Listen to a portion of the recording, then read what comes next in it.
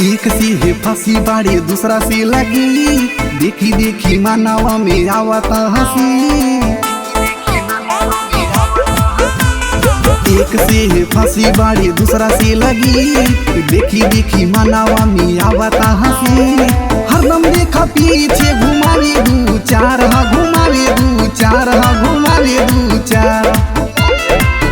ऐसा लायकी का प्यार, ऐसा लायकी का प्यार जैसे कुकुरी के प्यार, ऐसा लायकी का प्यार जैसे कुतिया के प्यार, ऐसा लायकी के प्यार।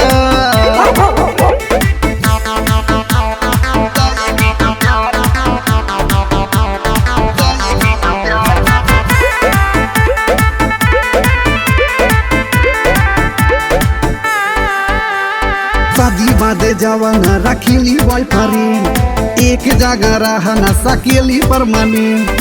जानी जब छोड़ दिए भतार, मजा मार हो जाई यार ओ फरार। जान बुझी करेली जिंदगी अब बेकार, हा जिंदगी अब बेकार, हा जिंदगी अब बेकार।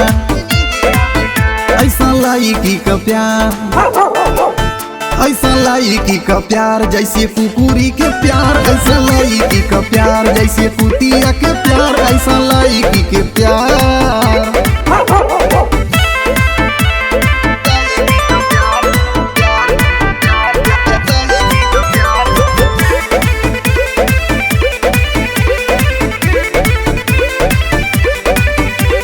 ले एक दुकानिया से 10 ग्रीटिंग कार्ड, सब ही पे लिखत बा सब बाटिए एक बार।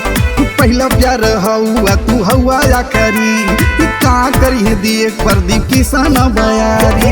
हमें तोर सामान डाल के फुटावे में फार कर जाई हमार, देखो मुँह न बिगाड़।